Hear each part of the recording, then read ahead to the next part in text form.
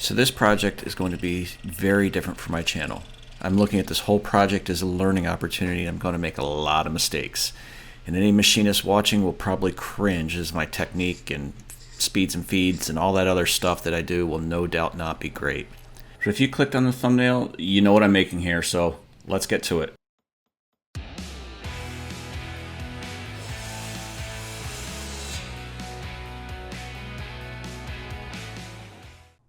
If you've watched any of my older videos, you may have noticed that in the last two, my shop has changed. In the time I was on hiatus from putting out any videos, I lost my dad, and he left me a bunch of his tools, including a lathe and a horizontal mill, both of which used to be my grandfather's.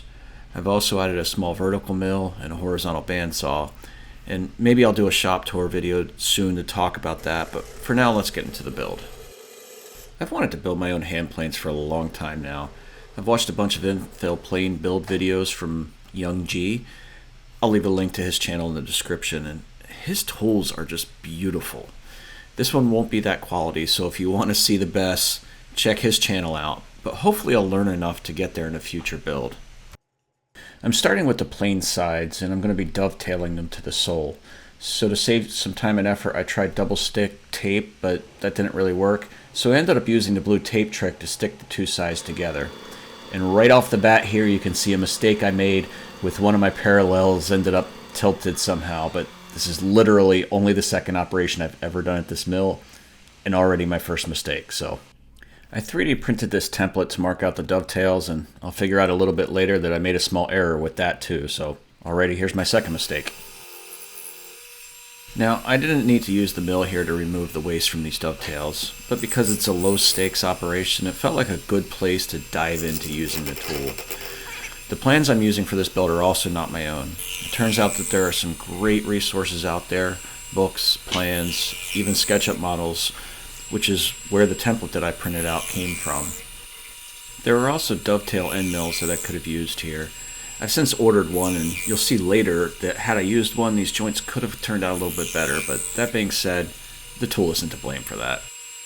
Now, the mill did a great job in hogging out the waste, but I need these dovetails, well, to be dovetail shaped, so I got as close to that as I could at the bandsaw. Now, I of course couldn't get all the way into those corners, so I will have some filing to do later. While I'm here and the two sides are still together, I also took some time to cut out the profile, again, based on that template that I printed out.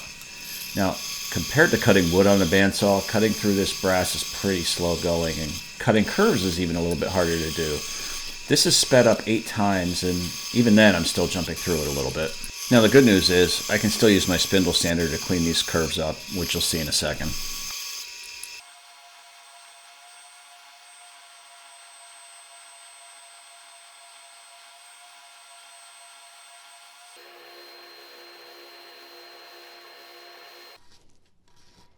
Did my best here to clean up these dovetails with some files, and they came out okay, but I made several mistakes here. First, I overestimated how much I would be able to close up gaps when I eventually peened these joints together, and I left too much of a tolerance. I also did not leave enough material for that. In fact, it turns out that peening is something I need to practice. Most of the room I have for improving on this project is related to that. And then, just like marking out wooden dovetails, the next step was to use the tails to mark out the pins. Now here's another mistake I made. I marked out the depth based on the thickness of the sides, but really I needed a little bit more than that for the tails for when, again, I peen it over. I made the angle cuts for the pins with a hacksaw since I knew I wouldn't be attempting anything like that at the mill.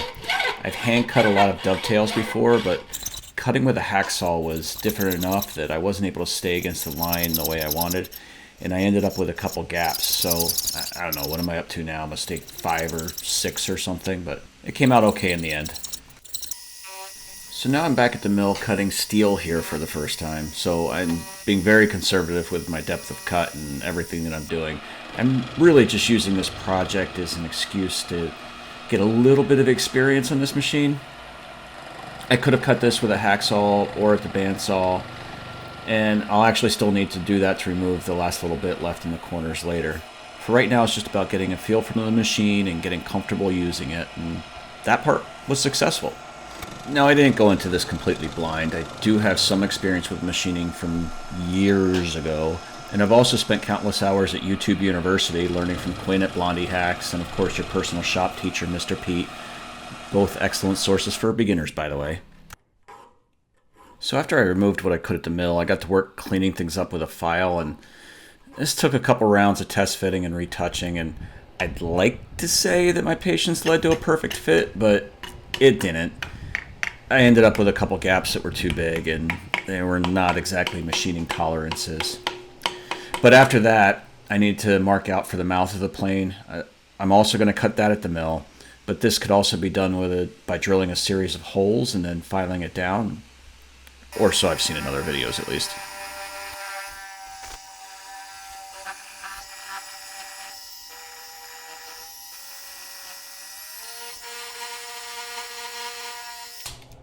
So the next step was to peen over all of the dovetails.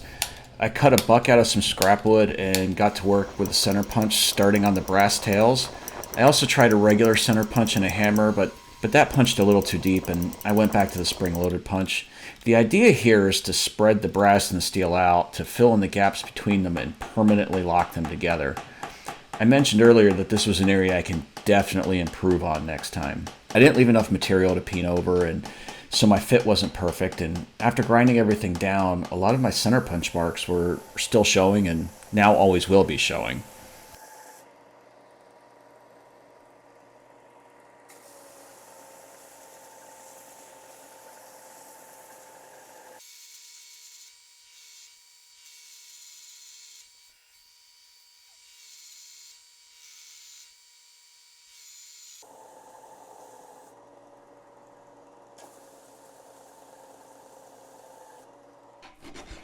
So the mouth of the plane still needed to be filed back to match the angle of the handle where the blade will come through.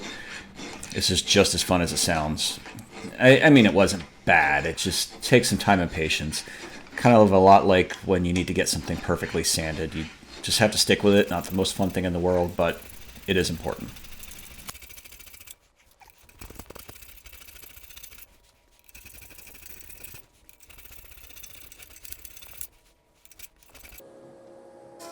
Now the next few steps are more in my comfort zone.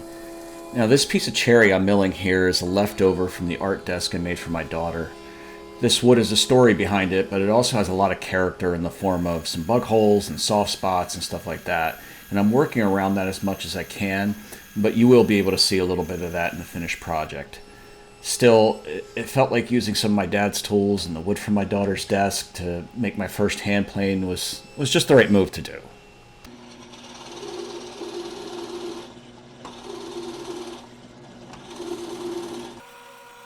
So once I had those blanks milled, I used another template to trace the shape of the handle. And I drilled out a couple places to get the curves just right, and mostly to remove the waste from the grip section.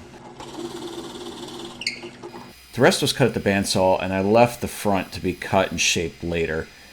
Now, the handle required a lot of hand shaping, first with a file, then with a spindle sander, and finally with chisels and rasps.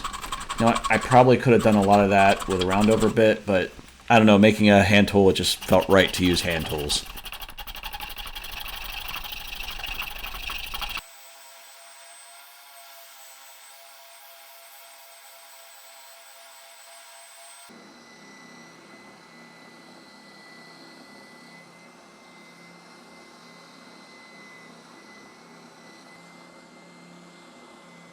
Now this piece here is actually two pieces taped together. These go outboard of the handle on each side, and they'll end up matching the shape of the plane sides. They need to be glued to the handle, but there isn't really a clear reference to work off of when it's outside of the plane, so the best thing to do was to put them in place and to mark their positions on the handle. Then when I go to glue them up, I just need to align them with the marks.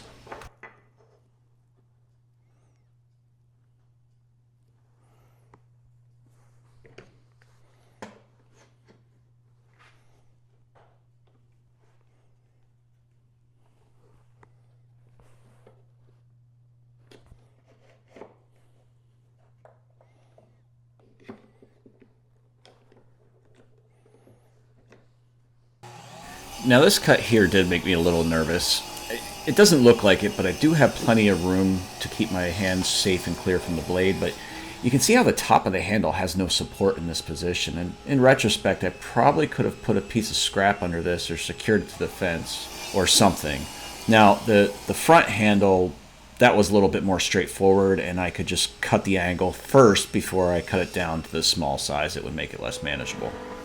This routing operation also looks a little sketchy, but I'm taking very small passes here and I'm making sure to watch where I'm placing my fingers. So I just took my time and everything worked out fine. And now it's time for a whole lot more of hand shaping and working out these curves and getting everything to feel just the way I would like. Like I said, I probably could have saved myself some time with a round over bit and a router, but I enjoyed every minute of this.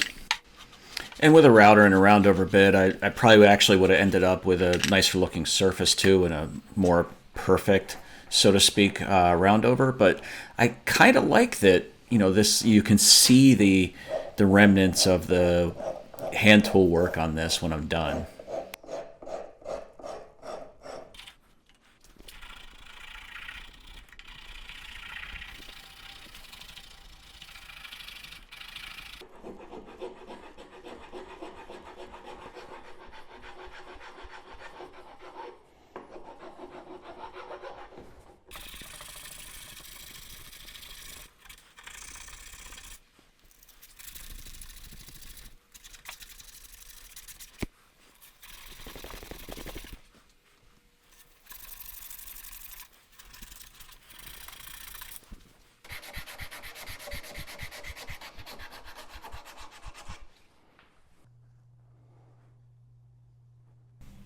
So now it's time to epoxy everything together, and I got about this far when I realized how dumb it was to not clean all that marking fluid off first, but at this point it was pretty much too late, and plus, as you'll see, I will also be securing all of this with mechanical fastening as well. You can also see right here that I drilled the handle for a magnet off camera. That magnet will just help keep a little bit of pressure on the blade when adjusting it later on.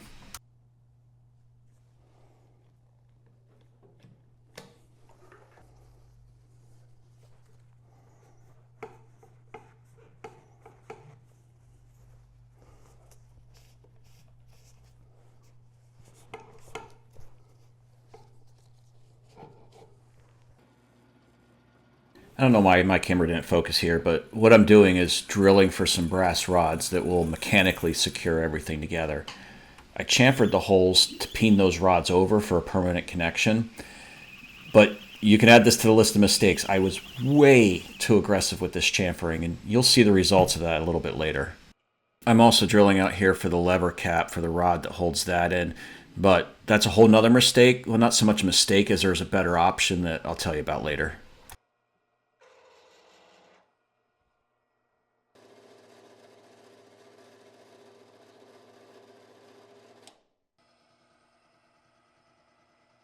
And speaking of the lever cap, that's the last major part that I need to make. I'm making it from a piece of 1/2-inch brass. I cut the piece off and cleaned it up at the mill. It also needs a small recess on each side below where it mounts in the plane to give it clearance to be able to move. And then it also needs a hole tapped and drilled for the knob that will keep it tight to the blade, if that makes sense.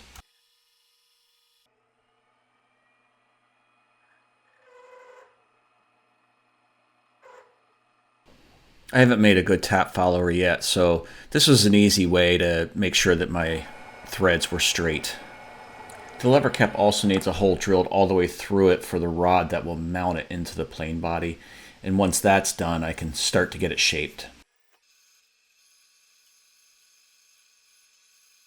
I roughed the shape out at the bandsaw and then took it over to the spindle sander to clean it up. It also needs a recess ground on the underside, which I was also able to do with the spindle sander, and then finally, I spent some time cleaning it up with hand sanding and polished it up to a nice shine.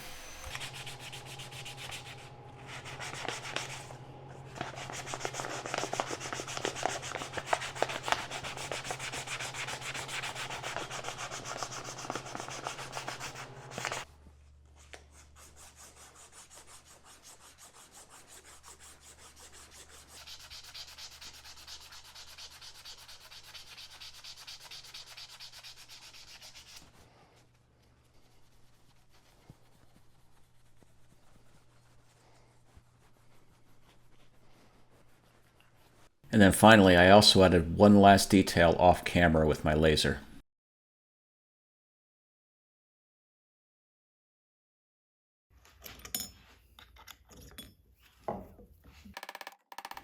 Okay, now let's talk about that last issue with the chamfers that I cut earlier. The idea here is just like with the dovetails. I want to peen over the brass rods to lock everything together. But first, I overcompensated for the extra material to do that. I was, I don't know, a little gun shy maybe from not having enough when I did the dovetails, that I overdid it here. But the brass just isn't as malleable as it would need to be to fill a chamfer that size. A couple of these turned out well, but a couple of them ended up chipping pieces of the brass off and leaving a few gaps that will be visible after it's ground down. Now for this lever cap. This peening went fine, but doing it this way leaves the lever cap like really stiff. And after I did this, I was actually reading Jim Kingshot's book on making hand planes, and he shows a way to make these that's spring-loaded inside the lever cap and therefore removable. It requires a lathe to make the pins, but I have one of those now, so next time that's how I'm going to make it.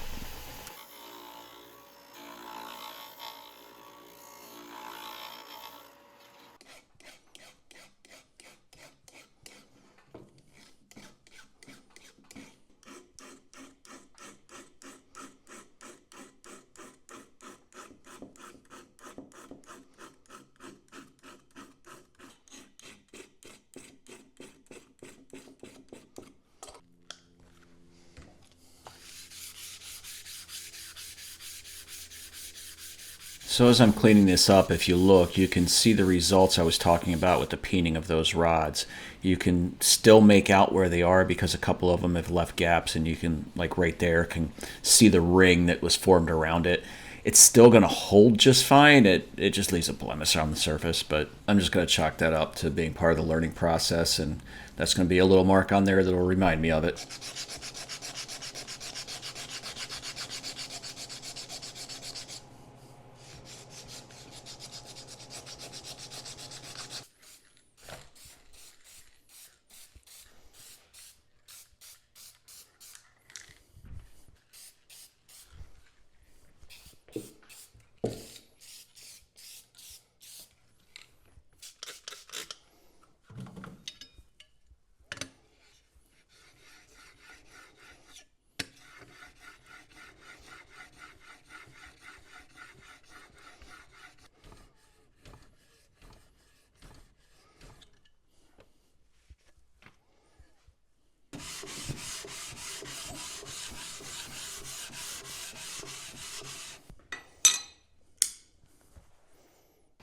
Now this knob here I just grabbed out of my hardware bin. It's one that I already had. In the future I would like to make one of these by hand on the lathe.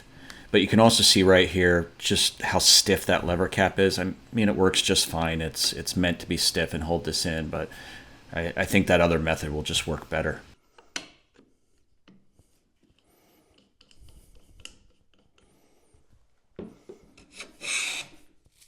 So here's the real test. Does it cut?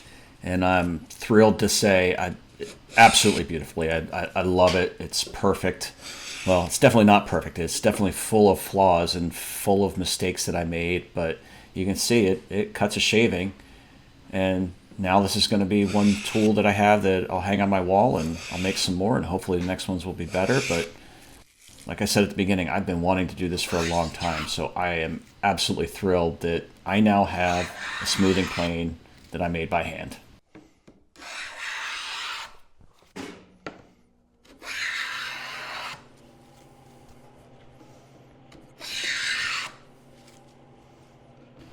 So if you've made it all the way to the end, thank you so much for watching. I know this is not my normal furniture building, woodworking kind of content, but hopefully you enjoyed it. Hopefully you got something out of it despite all the mistakes. Maybe you'll learn from my mistakes. But either way, thank you for watching. I'll see you on the next video.